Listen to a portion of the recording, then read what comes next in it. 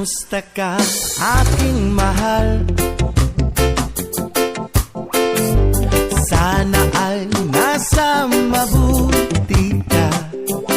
Pork steak, our ulam ideas, and luto serye today. Wow! Sabi nila, love should be tender. Kagaya nitong pork steak, marinated sa tiyaga, pinigang may halong pagmamahal, at niluto sa tamang panahon. Charot lang guys, maharot na naman tayo. So, umpisahan natin sa pagmamarinate ng ating karne. So, minarinate ko lang to ng I think 1 to 2 hours, something ganon. Basta hindi ko na siya masyadong inurasan kasi basta pagkakutob mo, kumapit na yung lasa, pwede na yun kasi pakukuluan din naman siya sa sabaw eh. So yan guys, nakalimutan kong bilangin kung ilang kalamansi yung nilagay ko dyan. 'Di ba? Tumatalsik pa. Bali, ang timpla lang ng pang-marinate ko is toyo mansi. Maraming toyo, so kailangan marami ding kalamansi. Sa timpla nito guys, basta mas kailangan mas lumalaban yung asim ng kalamansi kaysa dun sa alat ng toyo para mas ma-achieve mo yung talagang lasa ng ating pork steak. So yan guys, pagkatas kong bigayin, hinalo ko lang and then hindi ko na inalis yung kanyang buto kasi may strainer naman. Tapos sinama ko na dun sa karne. Tapos guys, yan lamas. Ayan na naman tayo sa lamas. Sorry guys, paano ba to? Ihalo lang natin siya sa karne and then medyo piga-pigain lang natin para mas kumapit yung lasa ng ating marination dyan sa karne bago natin siya i-set aside. Pero kung nagmamadali kayo, kahit 30 minutes pwede na or kayong ganyan, pwede na rin yan, medyo kumapit-kapit na rin na may lasa. Gawa nga na, isasama din naman natin yung sabaw. Pero kung ihiwalay nyo yung sabaw, pwede rin naman, masarap.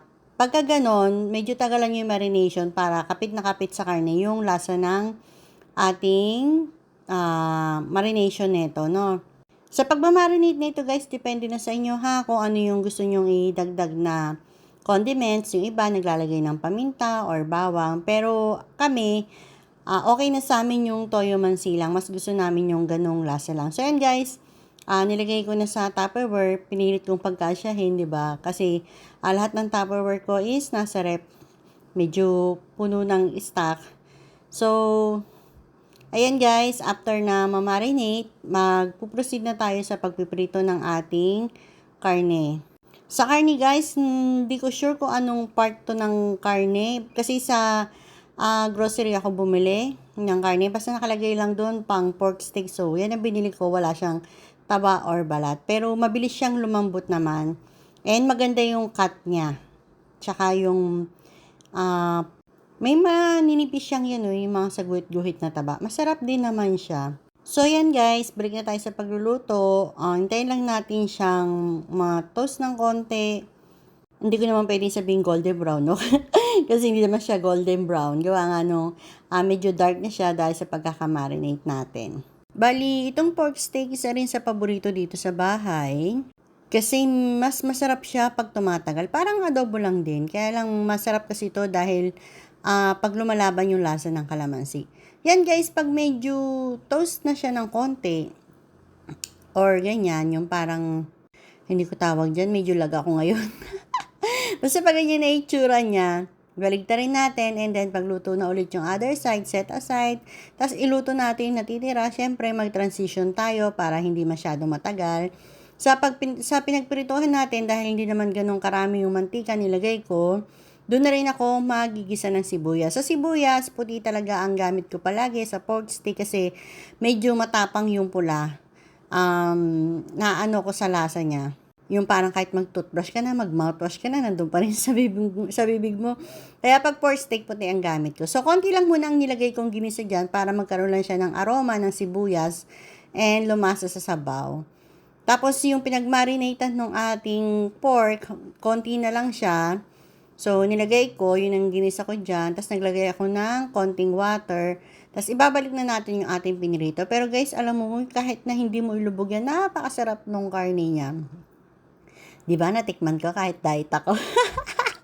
Napaghahalataan kumakain kahit diet, no?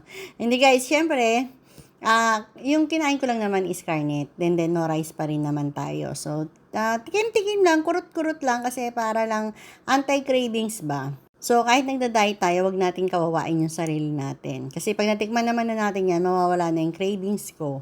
Ako pala. Hindi natin. So, yan guys, binalik ko na yung karne dyan. Pakukuluan lang natin. Kasi palalambutin pa natin ng konti. Tapos yan guys, nagtimpla ko ulit ng toyo mansi.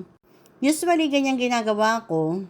Naglalagay ako ulit ng panibagong timpla ng toyo mansi. Mas marami yung kalamansi ulit para mas malasa yung asin niya sa sabaw. Kapag medyo kumulo na, ilalagay na natin yan. Tapos, iintayin na lang natin lumambot yung ating karne. So, luto na yan. 'Di ba? Transition. Inabot na ng dilim.